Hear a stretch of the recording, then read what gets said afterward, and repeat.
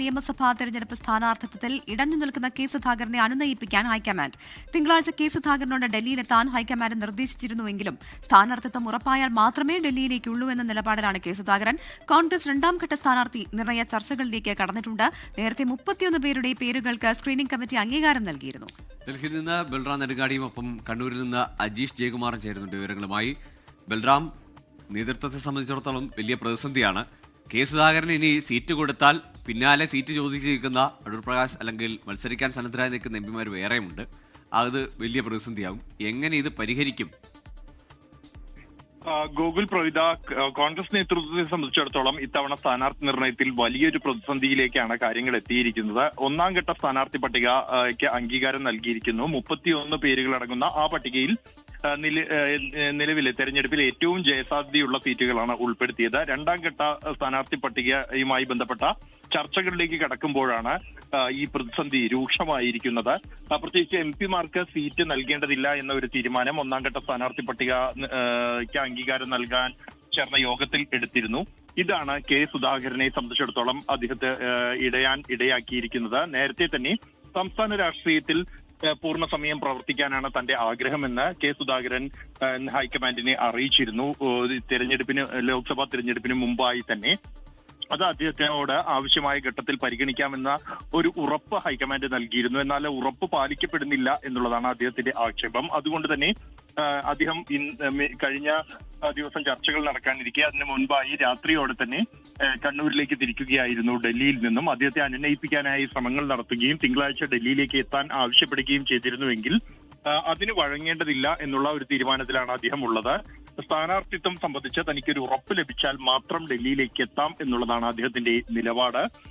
ഇത് ആണ് കോൺഗ്രസ് നേതൃത്വത്തെ പ്രതിസന്ധിയിലാക്കിയിരിക്കുന്നത്. അദ്ദേഹം നിർദ്ദേശിക്കുന്ന ആളുകളെ സ്ഥാനാർത്ഥികളാക്കാം എന്ന വാഗ്ദാനം പോലും അംഗീകരിക്കാൻ അദ്ദേഹത്തിന് തയ്യാറല്ല എന്നുള്ളതാണ് നിലവിൽ നമുക്ക് ലഭ്യമാകുന്ന വിവരം. കെ സുധാകരന്റെ ഇത്തരത്തിലുള്ള അദ്ദേഹത്തിന്റെ ആവശ്യം അംഗീകരിക്കുകയാണെങ്കിൽ അത് കൂടുതൽ പ്രതിസന്ധിയിലേക്ക് വഴിവെക്കും. കാരണം ഗോകുൽ സൂചിപ്പിച്ച പോലെ തന്നെ നിലവിൽ 6ഓളം എംപിമാർ മത്സരിക്കാൻ താല്പര്യം അറിയിച്ചിട്ടുണ്ട് എന്നതുകൊണ്ട് തന്നെയാണ് ഇത്തരത്തിലൊരു പ്രതിസന്ധി ഉടലെടുക്കുന്നത്. ഇത് പരിഹരിക്കാൻ എന്താണ് മാർഗം എന്നുള്ള ആലോചനയിൽ തന്നെയാണ് നേതൃത്വം നിലവിലുള്ളത്. ഗോകുൽ, പ്രവിത. ശരി, ബൽറാം നെടുങ്ങാടിയാണ് വിവരങ്ങൾ നൽകിയത്. ഇനി കണ്ണൂരിലേക്ക് പോകുന്നു. അജീഷ് ജയകുമാർ കൂടി ചേരുന്നുണ്ട്.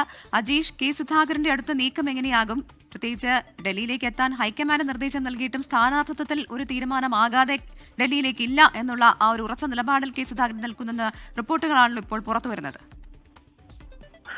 പ്രവിത, ഗോകുൽ, എന്തായാലും കെ സുധാകരൻ വഴങ്ങാതെ മുന്നോട്ട് പോവുകയാണ്. കെ സുധാകരന്റെ ഇപ്പോഴത്തെ നിലപാട് എന്ന് പറയുന്നത് ഈ തന്റെ സ്ഥാനാർത്ഥിത്വം അംഗീകരിക്കാതെ ഡൽഹിയിലേക്ക് മടങ്ങില്ല അല്ലെങ്കിൽ ഡൽഹിയിലേക്ക് പോകില്ല എന്നുള്ളത് തന്നെയാണ്. എന്തായാലും കെ സുധാകരൻ പറയുന്നത് തനിക്ക് അനുകൂലമായിട്ടുള്ളൊരു നിലപാട് കേന്ദ്ര നേതൃത്വം എടുക്കും, ഹൈക്കമാൻഡ് എടുക്കും എന്നുള്ളൊരു പ്രതീക്ഷ തന്നെയാണ് കെ സുധാകരൻ അദ്ദേഹത്തിന്റെ അനുയായികൾക്കും അതേപോലെ തന്നെ കണ്ണൂരിലെ കോൺഗ്രസ് നേതാക്കൾക്കും ഉള്ളത്. കണ്ണൂരിലെ DCC പ്രസിഡന്റ് അടക്കമുള്ളവർ, പ്രധാനപ്പെട്ട നേതാക്കൾ അടക്കമുള്ളവർ ഇന്നലെ സുധാകരന്റെ വീട്ടിലെത്തി അദ്ദേഹത്തിന് പിന്തുണ നൽകിയിരുന്നു. അദ്ദേഹത്തോടൊപ്പം തന്നെയാണ് കണ്ണൂരിൽ കോൺഗ്രസ് എന്നതിന്റെ സൂചന കൂടിയാണ് ഇത് നൽകുന്നത്. എന്തായാലും അദ്ദേഹം പറയുന്നത്, അദ്ദേഹത്തിന്റെ ക്യാമ്പ് പ്രതീക്ഷിക്കുന്നത് ഈ കേരളത്തിലെ ഈ സാമുദായിക സമവാക്യങ്ങൾ, കാരണം കേരളത്തിലെ പ്രമുഖനായ ഒരു ഈഴവ സമുദായത്തിലെ പ്രധാനപ്പെട്ട നേതാവ് കൂടിയാണ് കെ സുധാകരൻ. അദ്ദേഹം മത്സരിച്ചില്ലെങ്കിൽ, അടൂർ പ്രകാശ് അടക്കമുള്ളവർ മത്സരിച്ചില്ലെങ്കിൽ ആ സമുദായത്തിന് വേണ്ട പ്രാതിനിധ്യം കിട്ടില്ല എന്നുള്ളൊരു പരാതിയുണ്ട്. സ്വാഭാവികമായിട്ടും അദ്ദേഹത്തിന്റെ ആവശ്യം അംഗീകരിക്കും എന്നുള്ളതാണ് അവരുടെ അവസാനഘട്ട പ്രതീക്ഷ. ഏതാണ്ട് 26% വരുന്ന സമുദായത്തെ ഒഴിവാക്കിക്കൊണ്ടൊരു പട്ടിക കേന്ദ്ര നേതൃത്വത്തിന് ഇറക്കാനാകില്ല എന്നതാണ്.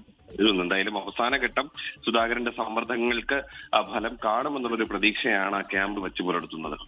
ശരി, അജീഷും ബൽറാം നെടുങ്ങാടിയുമാണ് വിവരങ്ങൾ നൽകിയത്. പ്രവിത, ഇക്കാര്യത്തിൽ സുധാകരനെ അനുനയിപ്പിക്കുകയാണ് കോൺഗ്രസിന് എളുപ്പം. അങ്ങനെയെങ്കിൽ പിന്നെ മറ്റാരും ചോദിക്കില്ല സീറ്റ്, അല്ലെങ്കിൽ ഒരു കോമൺ ഇതിൽ എംപിമാർക്ക് സീറ്റില്ല. പക്ഷേ സുധാകരനെ മത്സരിപ്പിച്ചാൽ പിന്നെ കൂടുതൽ പേരെ അനുനയിപ്പിക്കേണ്ടി വരും എന്നതാണ് സാഹചര്യം. ഏതായാലും സുധാകരന് ഇണങ്ങിയാലും പിണങ്ങിയാലും ഒക്കെ പ്രശ്നമാണ്. അപ്പം ഇതെങ്ങനെ ടാക്ടിക്കലായി മറികടക്കുന്നതാണ്. മാത്രമല്ല, പുതിയ യാത്ര നടത്തി വയനാട്ടിലെ ക്യാമ്പ് നടത്തി വലിയ നേതൃനിരയിലെ ഐക്യം പ്രകടമാക്കിയ ശേഷം ഈ സ്ഥാനാർത്ഥികളുമായി ബന്ധപ്പെട്ടതൊരു കല്ലുകടി വന്നാൽ സ്വാഭാവികമായും അത് പ്രവർത്തകർക്കും രമേശ് അല്ലെങ്കിൽ ചെന്നിത്തലയും ഒപ്പം തന്നെ വി.ഡി. സതീശനും ഇന്നലെ പറഞ്ഞത് ഒരു കുഴപ്പവും ഇല്ല, എല്ലാം ഈസിയായി പരിഹരിക്കുമെന്നുള്ളതാണ്. മാത്രമല്ല ഫേസ്ബുക്ക് പോസ്റ്റിനെ കുറിച്ച് തനിക്ക് അറിയില്ല എന്ന് സുധാകരൻ പറഞ്ഞു എന്നൊക്കെയാണ് ഇന്നലെ വി.ഡി. സതീശൻ പറഞ്ഞത്. അപ്പോൾ ഇതിൽ ഏത് തരത്തിലൊരു അനുനയ ശ്രമമാണ് ഇനി കോൺഗ്രസിന്റെ ഭാഗത്തു നിന്ന് തീർച്ചയായിട്ടും ആ ടീം സ്പിരിറ്റ് നിലനിർത്തണം എന്നുള്ള ഏറ്റവും പ്രധാനമാണ് ഈ ഇലക്ഷനെ സംബന്ധിച്ച് UDF-ന്.